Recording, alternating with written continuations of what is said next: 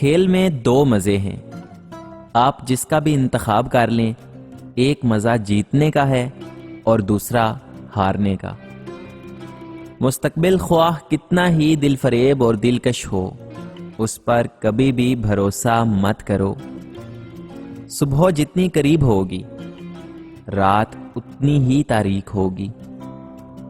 ماں کا فرض ہے کہ وہ بچے کو دودھ کے ایک ایک قطرے کے ساتھ اللہ اور اس کے رسول کی طرز عمل کا سبق دیتی رہے، تاکہ ان کے دل اور روح میں اللہ اور اس کے رسول صلی اللہ علیہ وآلہ وسلم کی محبت اور عظمت اور عشق رچ بس جائے۔ جس کا اللہ پر بھروسہ نہ ہو، وہ دین و دنیا دونوں میں پریشان رہتا ہے۔ عورت کو خاوند کے سامنے کبھی اونچی آواز میں نہیں بولنا چاہیے، وہ خود دھیمی آواز میں بولنے لگے گا۔ صرف صبر و استقلال کی ضرورت ہے۔ بندہ اپنی سیرت سے پہچانا جاتا ہے، اور سیرت کی جڑیں اخلاقی قدروں سے نشو و نما پاتی ہیں۔ جو بزرگوں کی غلطیاں ڈھونڈتا ہے، اصل میں وہ خود بڑی غلطی پر ہوتا ہے۔ کچھ لوگ ایسے ہیں جو سوئے ہوئے لگتے ہیں، مگر اصل میں وہی جاگ رہے ہوتے ہیں۔ ہر چیز خدا کی پاکی بیان کرتی ہے، اس کو عبادت کا کون سا تحفہ دوں؟ صحت میں اللہ کے شکر گزار بنو، اور بیماری میں کبھی ناشکری مت کرو۔ ہمیشہ پھول بنو، جسے مسل بھی دیں تب بھی اپنا رنگ اور خوشبو چھوڑ جاتا ہے۔ بچوں کو ہمیشہ نبیوں کے قصے، صالحین کی کہانیاں، صحابہ اکرام کی زندگی کے واقعات اور مجاہدین اسلام کے کارنامے سنائیں۔ اللہ تعالیٰ کرخت آواز کو ناپسند فرماتا ہے، اس لیے نرمی اور خوش گفتاری اپنائیے۔ صالح اولاد ہی آپ کے بعد آپ کی تہذیبی روایات، دینی تعلیمات اور یہ پیغام توحید کو زندہ رکھنے کا ذریعہ ہے۔ جو اپنے باطن کی اصلاح کرتا ہے، اللہ تعالیٰ اس کے ظاہر کو اچھا اور درست بنا دیتا ہے۔ مسلمان بننے کے معنی یہ ہیں کہ قرآن کی روح کو اپنے اندر جذب کر لو۔ آخرت کے لیے جو بھی عمل کرتا ہے، اللہ تعالیٰ اس کو دنیا کی کفالت فرماتا ہے۔ امن چاہتے ہو تو اپنے کان اور آنکھ کا استعمال کرو، اور اپنی زبان بند رکھو۔ بد اخلاق بیوی کو خوش اخلاق بنانے کے لیے صرف 3 کام کرو۔ اول، اس کی بد اخلاقی کا جواب پیار سے دو۔ دوسرا، بیوی کی خوشی کو اپنی خوشی سمجھو۔ اور تیسرا، جب روئے تو تم رو کر مناؤ۔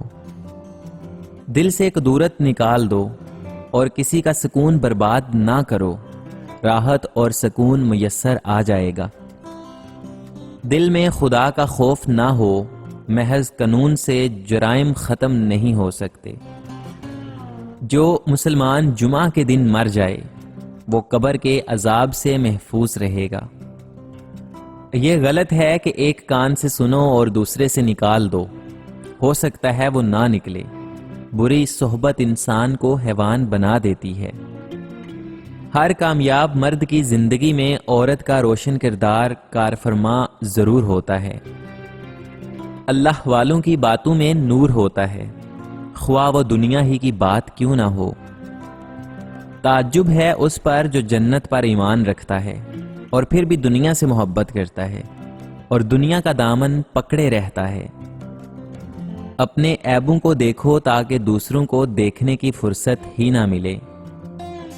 انسان کی قدر و قیمت اس کی خصلتوں اور کردار سے ہوتی ہے۔ جس عورت کے چہرے پر یہ نشانی دیکھو کہ وہ آپ کو بار بار دیکھ کر اپنی نگاہیں جھکا رہی ہے، تو سمجھ جاؤ وہ تمہارے پیچھے پاگل ہے۔ گناہوں پر کثرت سے رونے سے چہرے کے حسن اور نور میں اضافہ ہوتا ہے۔ جس میں جتنی زیادہ شہوت ہوتی ہے، اتنا ہی وہ بڑا متقی اور پرہیزگار بن سکتا ہے۔ حقیقی توازیہ یہ ہے کہ اس قدر مٹا ہوا ہوں کہ اپنے مٹنے کی بھی خبر نہیں۔ بندگی کے معنی اپنے ارادے کو فنا کر دینا ہے۔ دنیا اور آخرت کی کامیابی اسوہ حسنہ پر عمل کرنے میں ہے۔ 3 چیزیں ہمیشہ یاد رکھو: سچائی، فرائض اور موت۔ میزان میں زیادہ وزنی چیز حسن اخلاق ہے، ہمیشہ حسن اخلاق سے پیش آؤ۔ حقیقی علم وہ ہے جس سے انسان حلال و حرام میں فرق کر سکے۔ دریا کے پانی اور آنکھ کے پانی میں صرف جذبات کا فرق ہوتا ہے۔ لوگوں کے ساتھ برا گمان کرنے سے بچو اور ہمیشہ دوسروں سے اچھے اخلاق سے پیش آؤ، اور اللہ تعالیٰ سے ڈرتے رہو، اور طلب رزق میں اعتدال سے کام لیتے رہو۔ تقوی کے بعد مومن کے لیے کوئی چیز نیک بیوی سے بہتر نہیں۔ اخلاص کے بغیر بڑے سے بڑا عمل بھی بیکار ہوتا ہے۔ ماں کے ہمیشہ پاس رہو، کیونکہ جنت اس کے پاؤں تلے ہے۔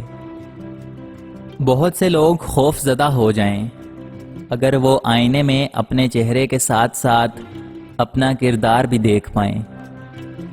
الفاظ ہی سب کچھ ہوتے ہیں، یہ دل جیت بھی لیتے ہیں اور دل چیر بھی دیتے ہیں۔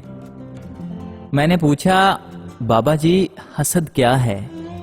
کہنے لگے، پتر، رب کی تقسیم سے اختلاف رکھنا۔